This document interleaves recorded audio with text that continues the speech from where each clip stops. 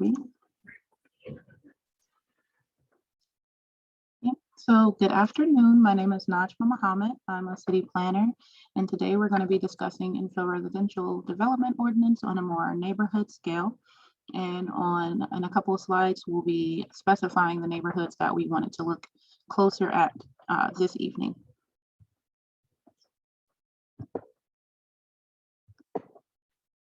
Today, this meeting will be ran webinar style. If you all want to be promoted as a panelist at this time to ask questions on behalf of the neighborhood, if you all just want to come on as panelists, since it's not that big of a group, and have a conversation with us, we can run it that way. But the goal is to have the option to ask questions directly to us, and then we'll also be receiving questions in the chat as well if you feel like one of your questions or some of your questions were not addressed. So at this time, if you would like us to promote you as a panelist, please raise your hand and we will do so. And you'll be able to engage with us throughout the presentation, voice to voice. If you prefer to stay as an attendee, that's also fine. And you can use the chat feature to ask questions, and our moderators will do their best to get all of the questions in, and we'll get those answered throughout the presentation as well as at the end. So these are the 5 neighborhood organizations and neighborhood groups overarching that we wanted to address in today's meeting. Blue Hills is one of the most concentrated areas in terms of non-conforming lots that this infill development ordinance may impact the most. And so if you attended our town hall, you may have seen this question. And so now we're going to ask it again, just to get a feel for if you all know more about Infill, if you all want to learn more today, if you feel like the town hall was enough, or you feel like this may give you an extra edge to know just enough to be even more dangerous. Awesome. We have somebody who's read the proposed ordinance. Some people know a little bit. Hopefully by the end, you know all of it.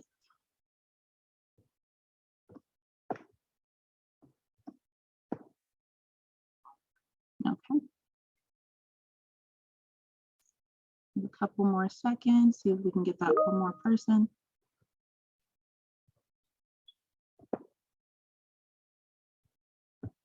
Okay. I'm going to go ahead and end the poll here. And you all can see that we have one person who knows a little bit, some people who read the ordinance, and hopefully by the end, everyone knows enough to be dangerous.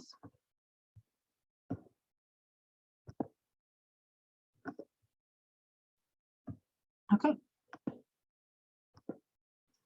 So today we are going to get right into things. Again, my name is Najma Muhammad. I'll give my colleagues a chance to introduce themselves. And again, if anybody wants to be promoted as a panelist to engage in conversation with us, you can still raise your hand and be up on the panel with us. So Anna, Matt, Joe, you guys can introduce yourselves. Not everybody speak at once. Hi, my name's Anna Naniski, and I'm a lead planner here with Kansas City, Missouri. Go ahead, Matt. Matthew Barnes, planner with Development Management Division. And my name is Joe Rexwinkle. I manage the Development Management Division. So Anna, Najma, and Matt all work with me. And we are one of several divisions in the City Planning and Development Department. We're the one charged with administering the city's zoning and development code, which is a part of the city's code of ordinances. So whenever we amend the zoning and development code, which is what this is proposed to do, we're the ones that work on that.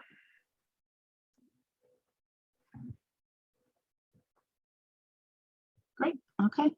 So today we're going to be again talking about what the infill residential development ordinance looks like, what it is, and a little bit more detail in terms of neighborhood levels. We're going to go over it in its general sense, and then zone in on a couple of neighborhoods to talk about how it would directly impact some of those lots.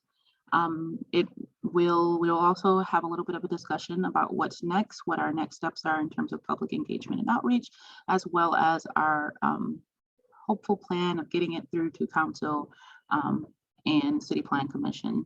Switch those, but that's the goal. And then questions and answers throughout this presentation, since it is a little bit more involved, we'll be having breaks in between each section of the presentation for questions. That will be hopefully questions directly related to what was just discussed.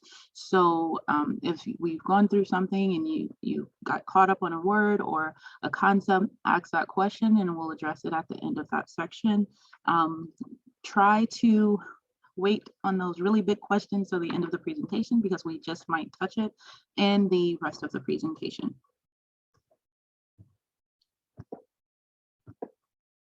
So we'll get right into it. The purpose of this discussion and what we're doing is to amend the lot and building standards as well as minor subdivision standards in Chapter 88, as Joe just said, of our zoning and development code.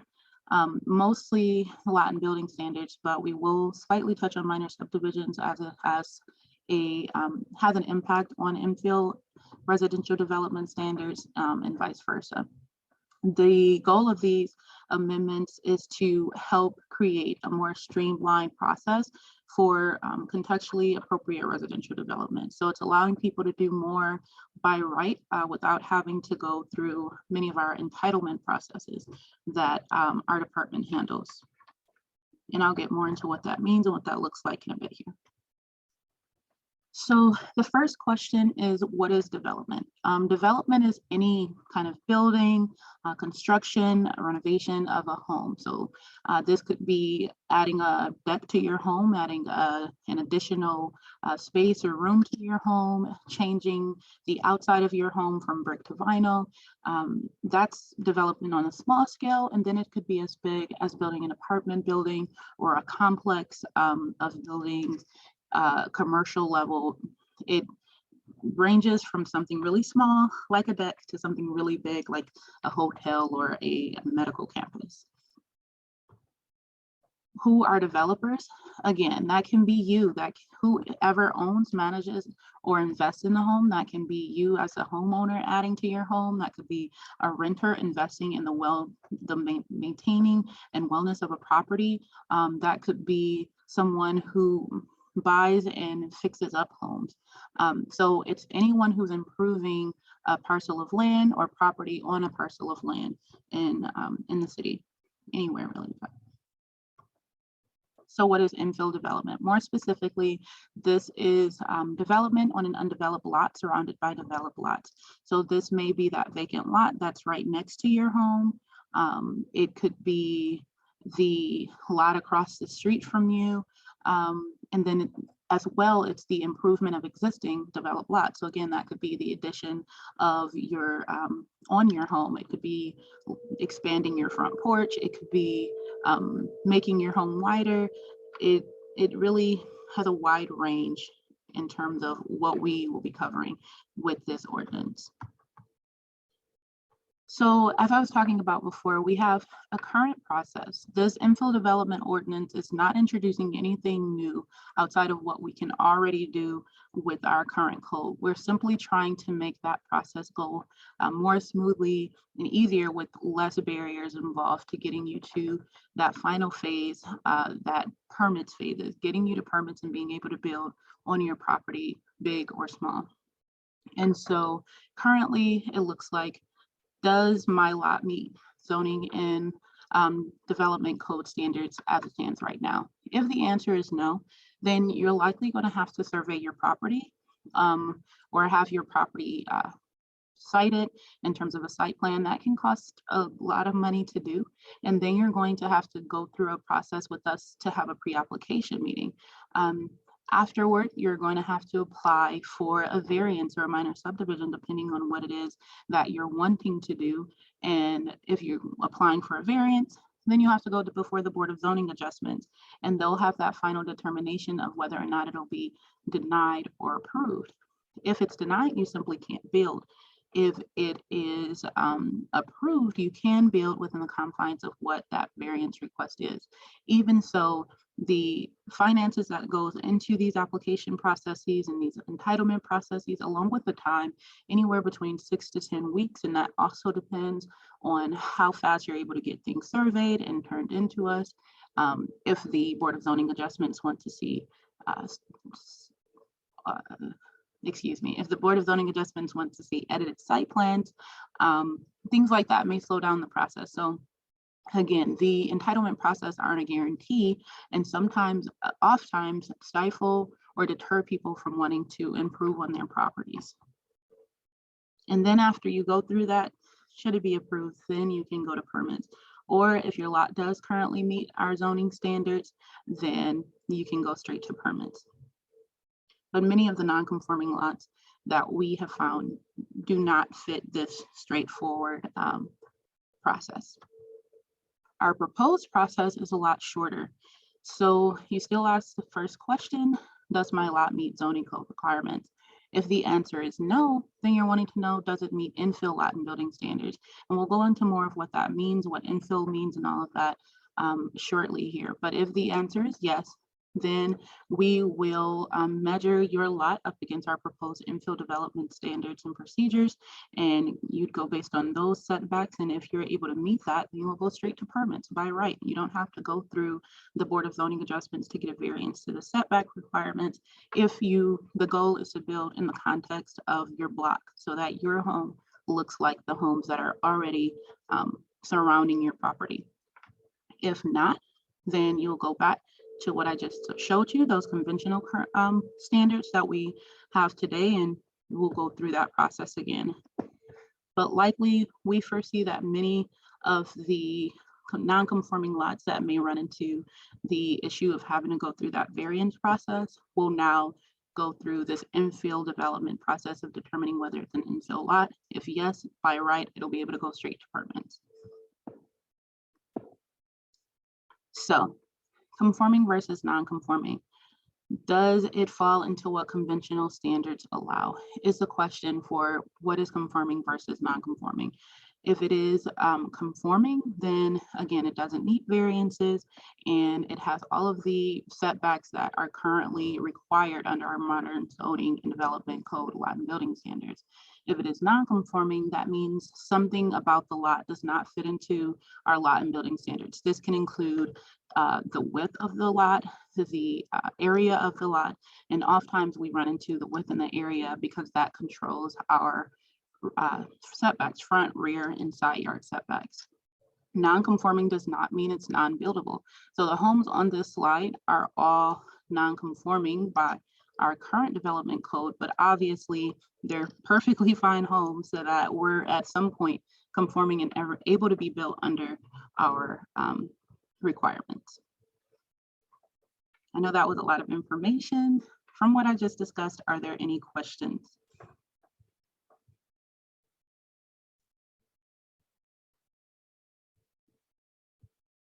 Maybe just remind everyone that to ask questions, since you're attendees, you'll want to chat them or raise your hand and we'll promote you so that you can talk to us if you're interested in doing that. And the raised hand function, if you're unfamiliar with Zoom, is in the bottom center of your screen.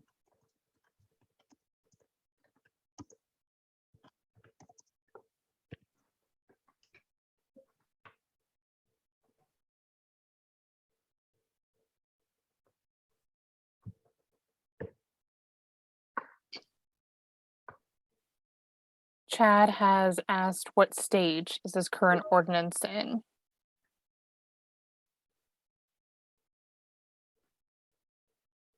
I can take that one. So we have drafted the ordinance, and that's always kind of the best practice because it gives people something to chew on. So that was drafted in late 2021. We have, starting in January, met with Kansas City Neighborhood Advisory Council, Center for Neighborhood Staff, and then we had the town hall meeting that was open to anyone a few weeks ago. So we are We have begun, it's fair to say, about a month ago, starting to get feedback through a formal process from the general public. And as you'll see further down the line in this presentation, we've also done quite a lot of data analysis and collection that has guided how we've developed the ordinance thus far. It varies by neighborhood, and we'll be able to share some of that. That's why we're meeting with neighborhoods individually or in small groups, because the impacts of the current ordinance versus the proposed will be somewhat different for certain areas of the city than others. And we wanted to have the opportunity to work with you all one-on-one at your neighborhood level to take your feedback and answer your direct questions regarding how this ordinance might impact your neighborhood. The next stage, there's going to be a series of these meetings, and then the next stage would be to take it to City Planning Commission for a public hearing and for them to make a recommendation on the amendment. Ultimately, after they make a recommendation, it would advance to City Council, who has to make the final decision on any amendment to the zoning ordinance. No one else has raised their hand or put another question in the chat box, so I say let's move on to the rest of the presentation. Sounds good. Okay, so now we'll be able to get into a little bit more detail on the minor subdivision ordinance, which we'll talk about for a little bit, and then the infill residential development lot and building standards, which is going to be the bulk of the remainder of the conversation. So what is a subdivision? Simply put, it is how lots are made. There are currently two ways in which to subdivide land in Kansas City, Missouri, which is our major subdivision process, which requires going through City Plan Commission as well as the City Council to get final approval. And then our minor subdivisions, which is administratively approved by our plats group.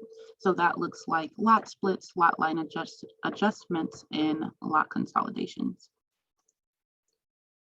In terms of why we are needing to make amendments to our minor subdivision regulations, there's a lot of confusion around eligibility. Wow, this is not, let's try this again. Eligibility criteria and approval criteria. There we go.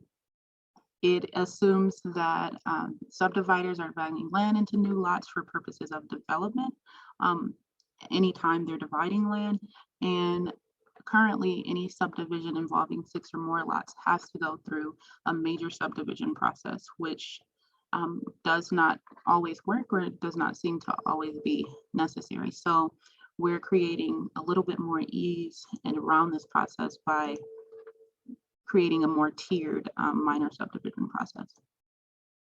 So what is the solution to this? We are allowing city approval by right when consolidating lots or when reestablishing lots. And so, for example, what that may look like in this picture here, you see a home and you see this space next to the home. This pink line represents the platted line that used to exist, but currently our by county and by our city, these two lots are together. However, if this person, this homeowner, wanted to split these lots or reestablish this previously platted line, they'd be able to do so by deed and by right, and now have two lots contextual to what previous lots in this area look like, similar to this lot here as well. We are organizing subdivision types by a new naming convention, so that doesn't really change anything about the process itself. We're just making it easier to walk through for developers and staff as well.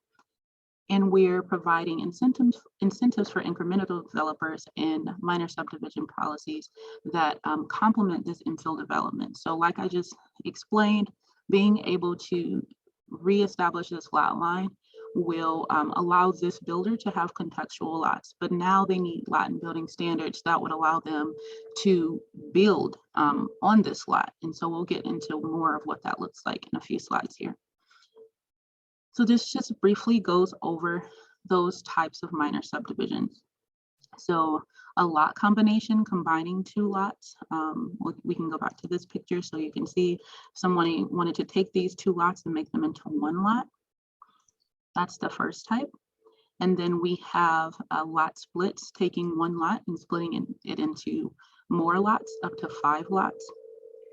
Then we have type 3, which is the same concept of a lot split, but now you can go up to 20 lots, which it would be a type 3 minor subdivision.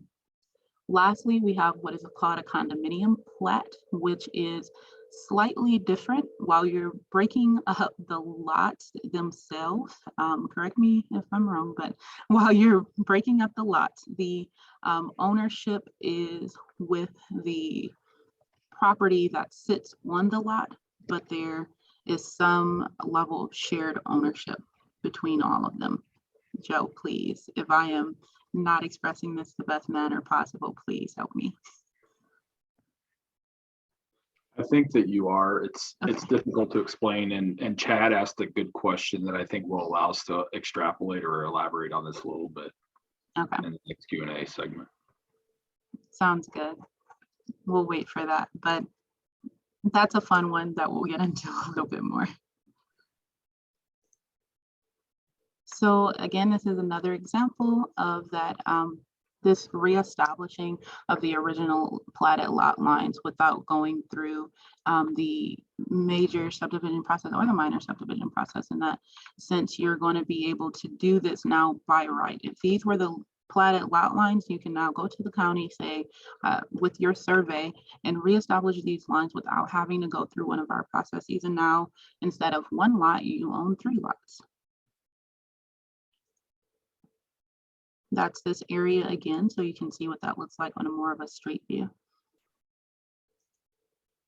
Okay, so let's get some questions about minor subdivisions. And since we do have a small group, I'm just going to go ahead and request everyone be promoted to a panelist so there can be more conversation. But Chad did also drop a question in the chat box. You can elaborate more on it, Chad, if you would like to connect and speak to us via your audio. But so if someone already has requested a lot line adjustment, would this process still apply to them? Similar to that example that you went over. So this applies to the originally platted lot lines. If you are going to change or go away from what was originally platted, then you're going to have to go through the minor subdivision process still. But if your intent is to make the lot lines exactly as they were before, then you can do this by right. If not, then it will still be through an entitlement process. So the direct answer, Chad, is that it depends. If you're reestablishing the platted lot lines, and I'm not sure that we mentioned this, but in this graphic here, the platted lot lines are the pink or peach colored lines. If you're taking the yellow line and you're making it match the pink line, then this ordinance would allow you to do that by right, meaning you don't need the city to approve it. And the reason for that is because the city's already approved the pink line at some point in history. In many cases, decades and decades ago, this lot line was approved at some point, and it was recorded at the appropriate county.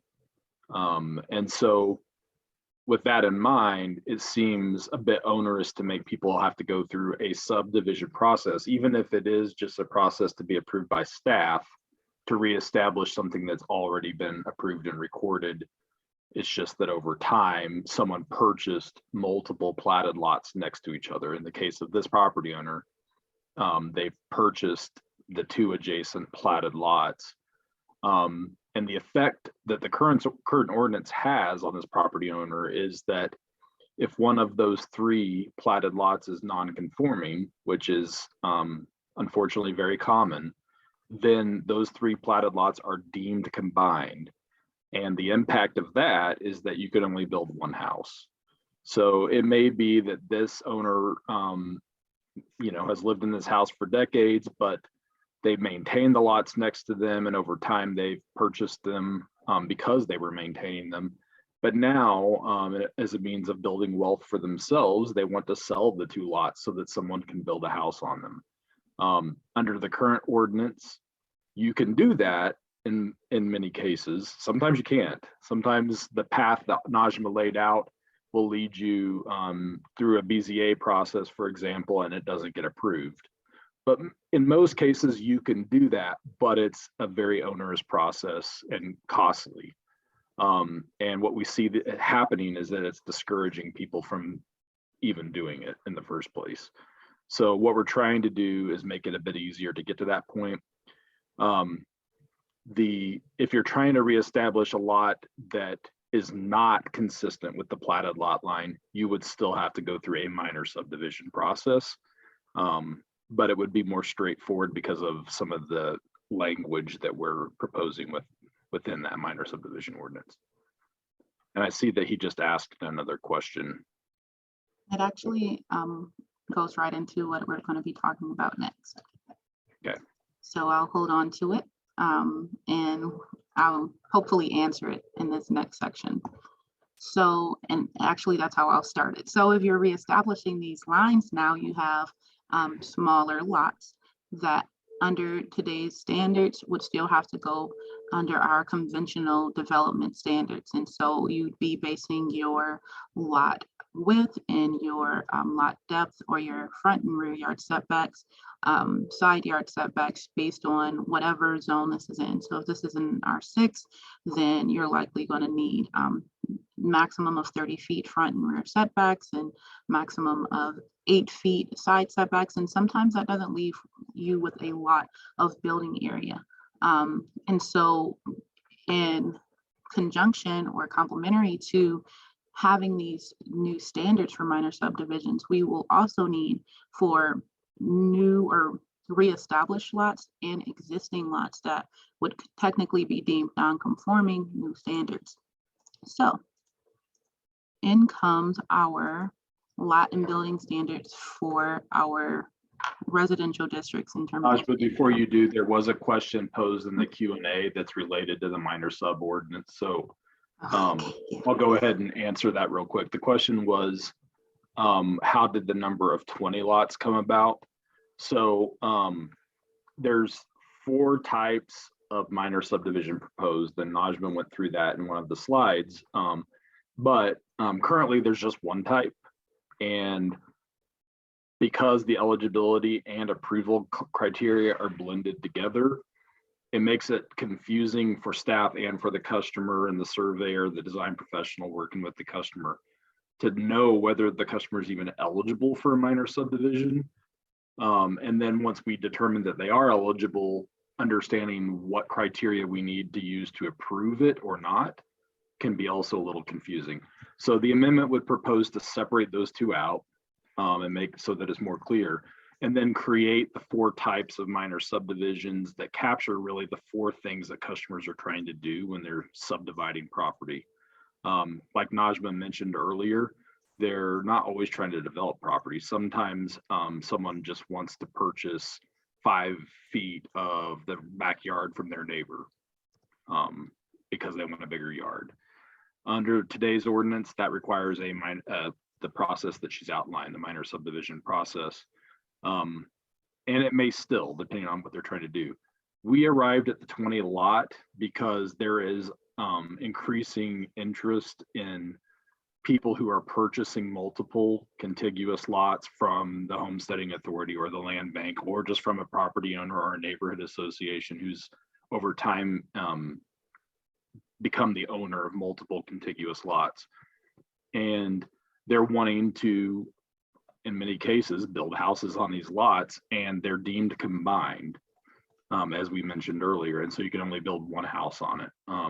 So they're wanting to go through a process to reestablish those lots. And right now, the ordinance says that you can only qualify for a minor subdivision only if the subdivision involves 5 or fewer lots. So in many cases, what these folks are trying to do is take 8 contiguous lots or 13 contiguous lots and reestablish them. And they have to go through a major subdivision process, which is probably at minimum a 6 to 9 month process to reestablish them. It also triggers a lot of other cost implications that we don't need to get into at this point. But that usually scares that person away from moving forward with the project. This amendment would create a fourth category of minor subdivisions that allows people to create up to 20 lots. And how we got to that number is because in most cases, our zoning districts would allow about 20 lots on a block. If you take a typical block in the area, in the older areas of the city, or areas between like the river and 85th Street, for example, typically you can fit in somewhere between 15 and 25 lots. So that's why we arrived at that number. It is flexible. We're not set on 20, but that's where we landed with the initial proposal. Okay, so we're going to get into infill residential standards a little bit more. So broadly speaking, there are approximately 23,000 non-conforming residential lots within KCMO. And that's kind of what you see here on this map on your right-hand side of the screen with the red, and we'll get more into this map in a couple slides. So most of these non-conforming lots will be defined as infill lots based on our infill residential definitions.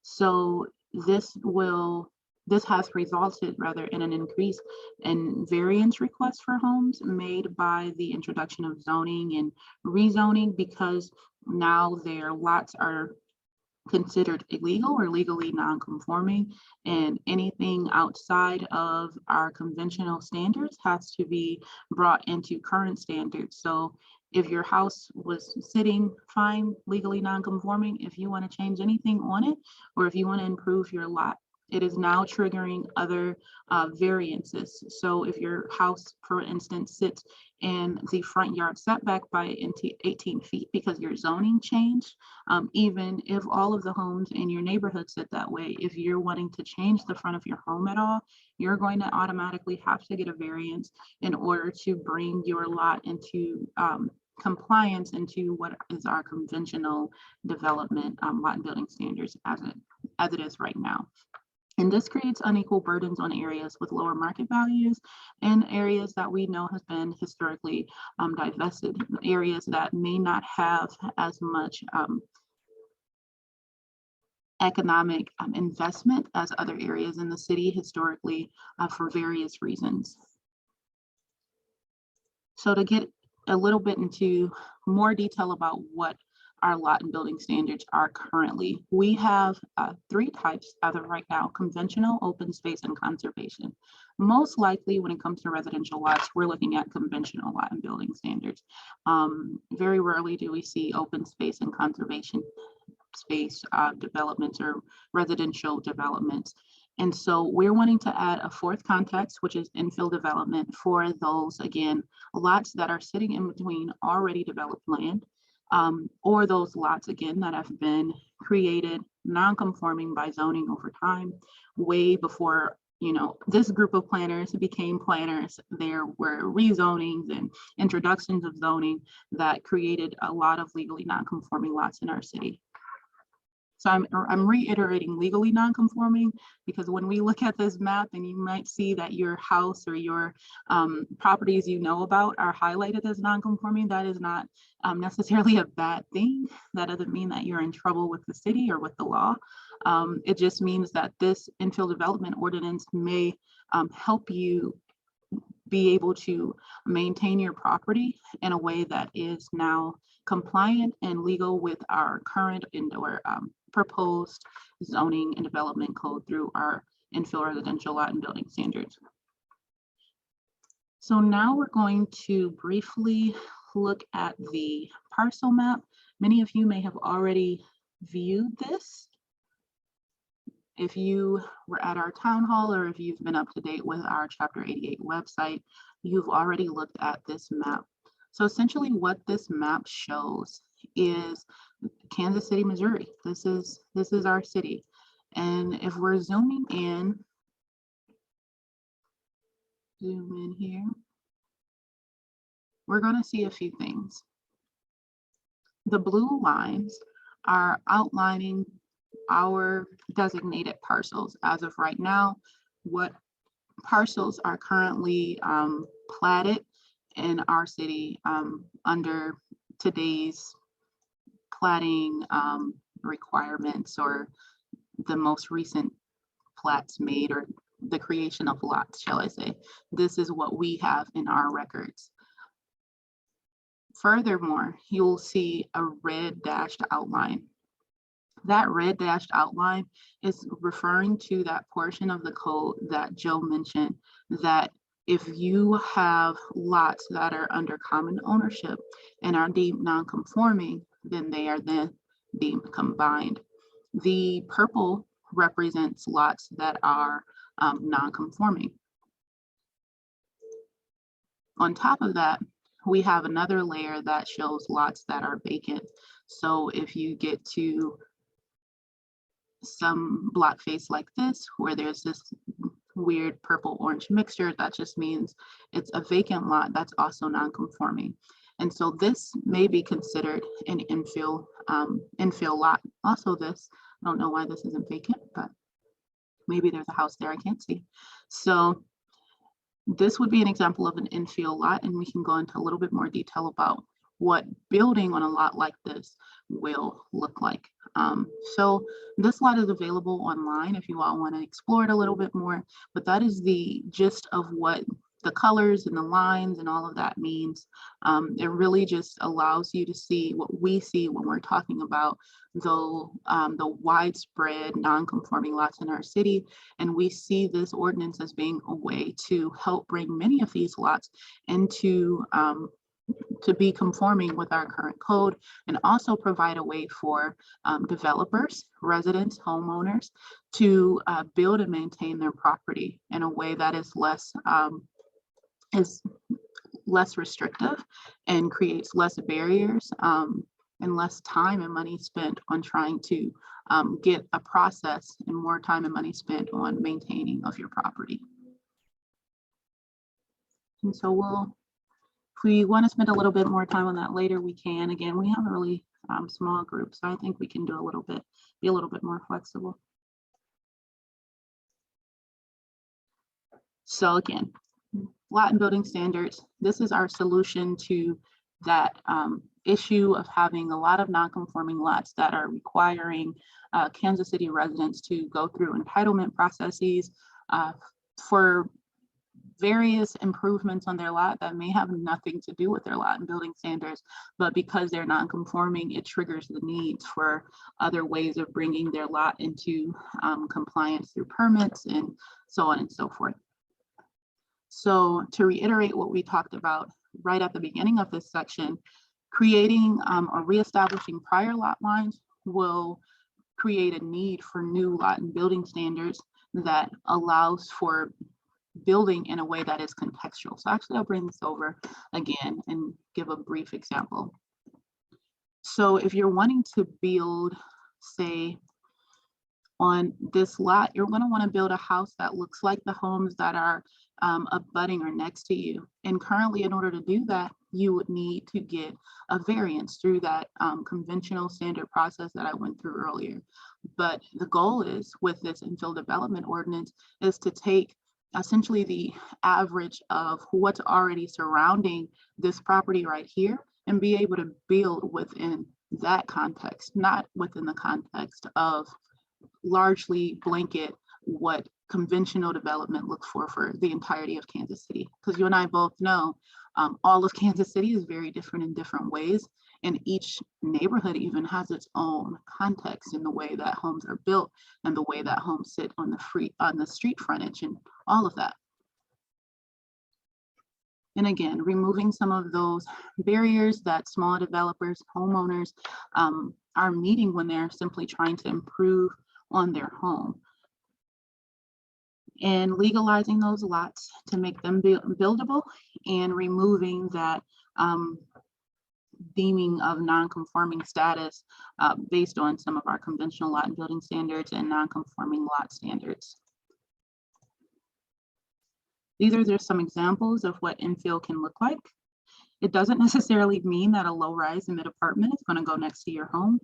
Our lot and building standard still has very specific housing types, so that's not changing. We aren't necessarily adding a certain type of housing to our 6 neighborhoods, for instance. We are just allowing for building to happen in a way that is contextual. However, if this is a building type that is allowed in a residential district, then this may be something that can occur now for someone who's looking to improve on an apartment building or something of that sort. So in terms of how these definitions will be reflected in the code, we will have 2 definitions in the code for this particular standard, which is infill residential development. This will be any residential development, whether existing, again, adding onto your home, new construction, building a new home, or modifying, changing your home, expanding it in any way to an existing residential structure or an infill residential lot. Those 2 things can occur simultaneously. And then infill residential lot is any lot zoned residentially and meeting one or more of the following criteria.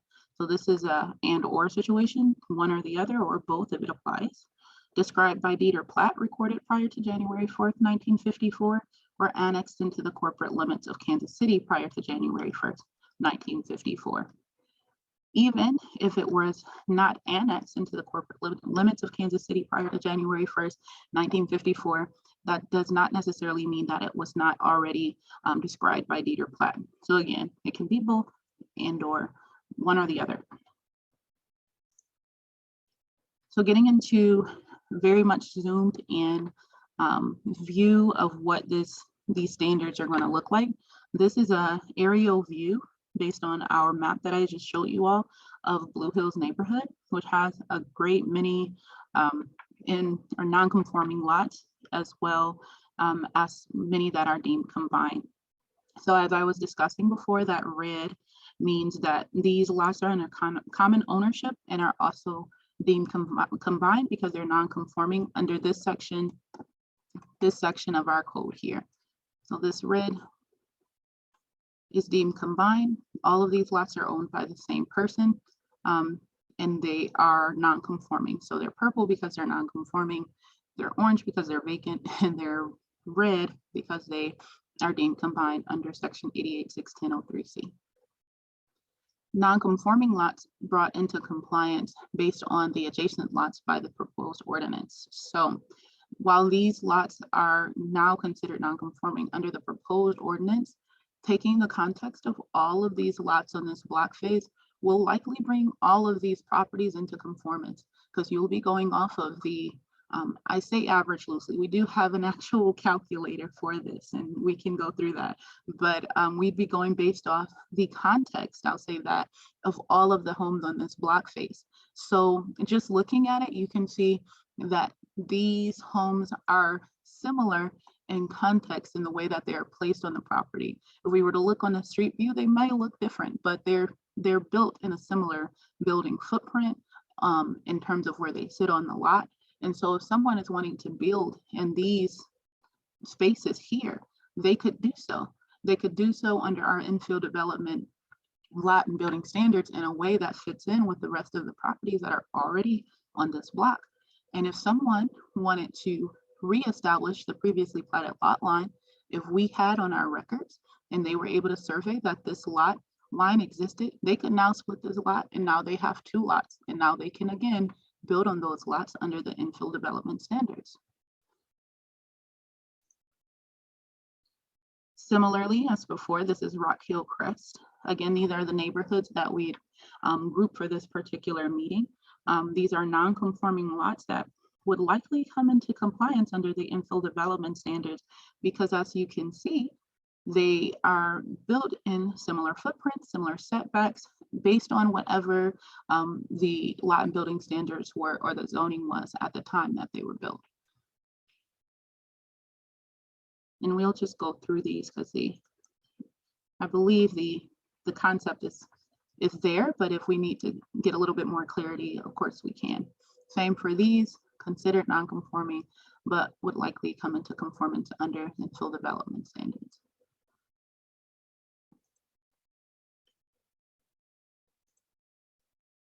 Are there any questions? That was a lot of information.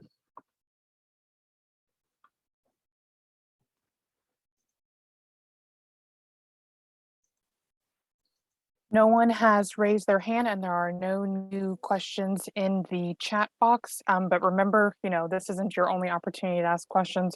We'll have another, oh, just kidding. I was talking too fast. Chad put another question into the chat. Again, when do we anticipate the timeline for approval?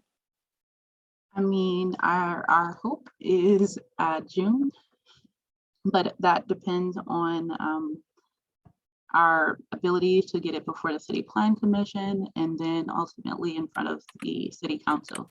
So we're still working through our public engagement meetings and taking in feedback and all of that from residents and as well as staff. And so June, Joe, is that's our hopeful finish date is June. If you love it so much, no. But June is our hopeful date, and you all are welcome to join City Plan Commission and sit on those presentations to City Plan Commission.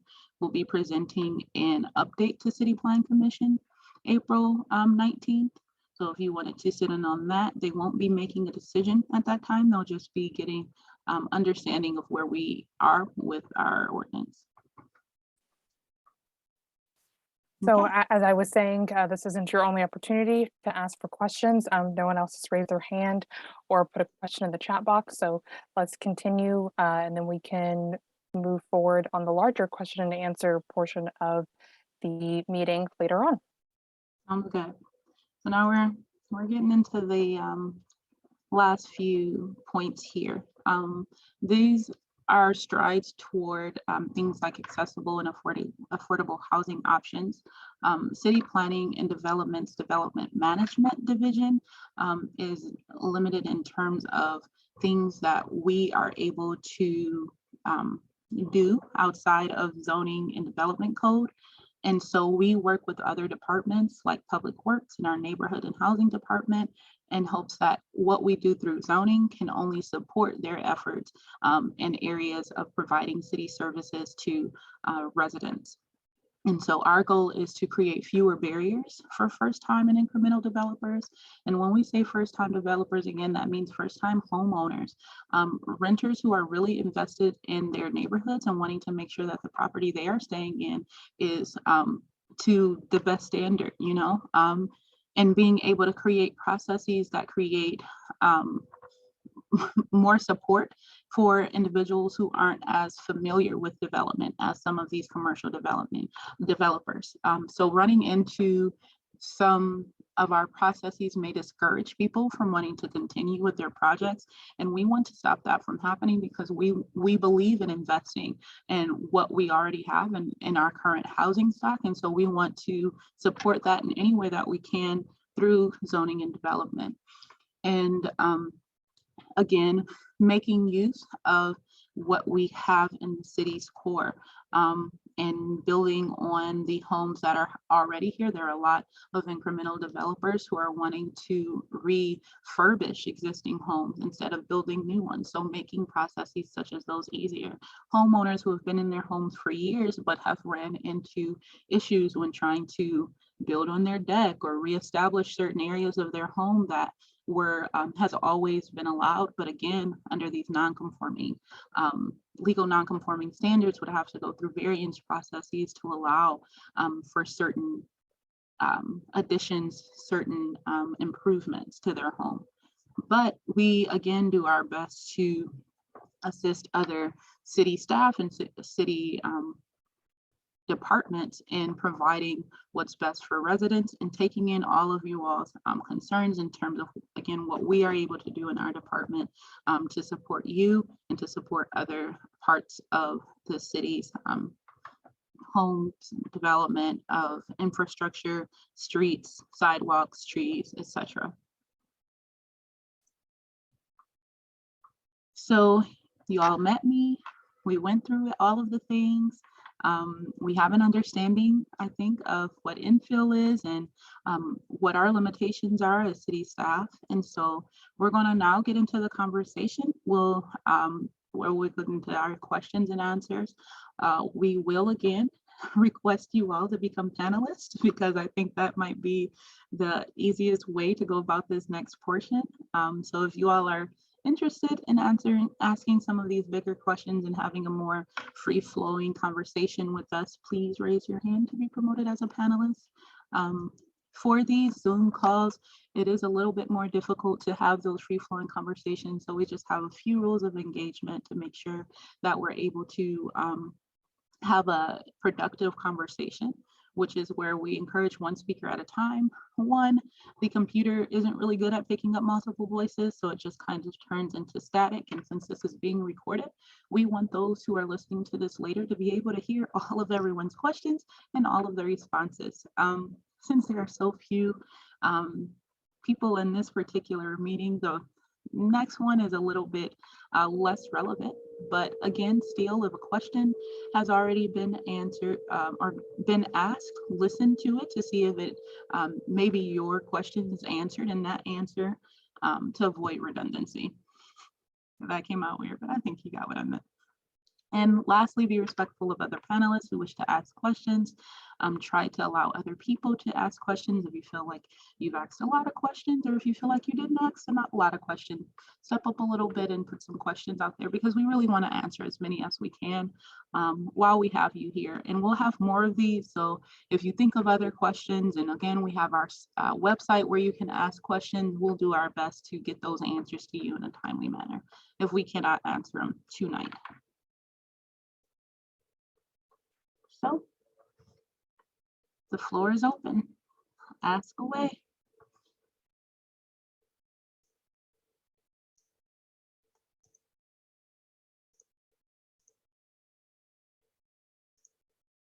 I'll play the Jeopardy music.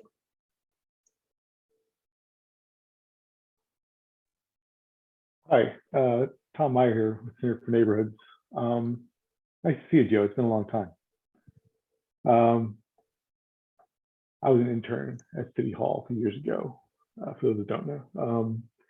So for adjacent lots with the same owner where it's been combined into one parcel, right? How common is that in these non-conforming lots, and how often, have you run the numbers on where that's occurred, how often the ownership is an LLC or otherwise non-identifiable kind of ghost owner? So that second part of that question would definitely require a little bit more data analysis. But if you're looking at this non-conforming parcels map, again, that red outlines the lots that are deemed combined under common ownership. And so just on site, you can tell that that's a lot. That's pretty common. Most areas of the cities have lots that are deemed combined under common ownership. So I guess that's the most straightforward answer to your question. And the second part would require a little bit more of a deep dive into who those homeowners are. And that would look a little bit different, especially considering the system and manner in which they collect homeowners' names, because someone can be the same homeowner, but have their name 3 different ways in the system. So it could be Joe Sure. Rexwinkle, Joseph Rexwinkle, Joe Rex, Joe Winkle. And all of those people are the same person owning 4 different lots, but they're not deemed combined because they're technically 4 different people through AI. Got it. I'm kind of curious about it. I was wondering if there's people, I mean, you know, developers pay attention to these processes as well. I was wondering if there's a bunch of people just sitting on land waiting for this to go through, and what that kind of, you know, if that's concentrated in one area, that can create, value spikes, things like that. So that's kind of what I was curious about. Thank you.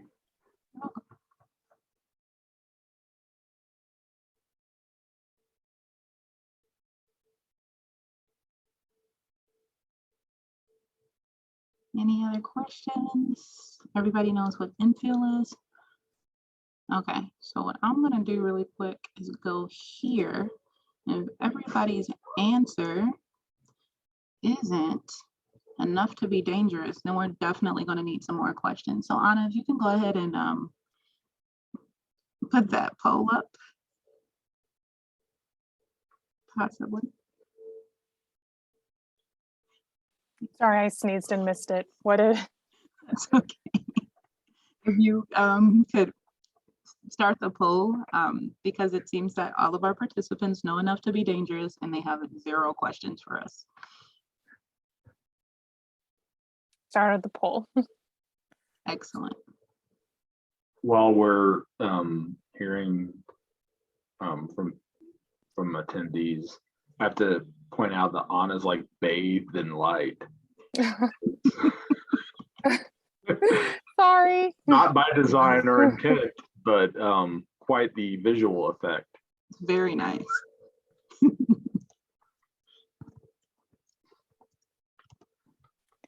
Yes, Chad, all of the other area presentations will be very similar.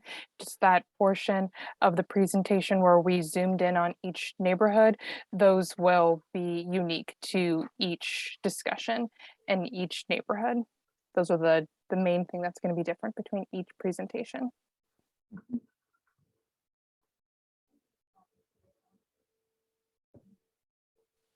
We've gotten 2 responses from the poll, and both people said that they know enough to be dangerous now. So Okay, well, we fully expect you all to tell your friends and your neighbors and your friends' friends and your neighbors' neighbors about infill development. We want this to be the trending topic on Twitter. KCMO infill development. That's a lot of pressure putting on the 4 people. Well, hopefully there's more that watches it and then our video goes viral. There you go. Yeah, big dreams, big dreams. Yeah. Okay, well, we don't want to prolong or belabor anything. If you all feel like this was helpful and you've gotten a good amount out of it, thank you. Thank you for coming. Thank you for engaging with us. If you have any questions, you all can email us and contact us. My information is out there.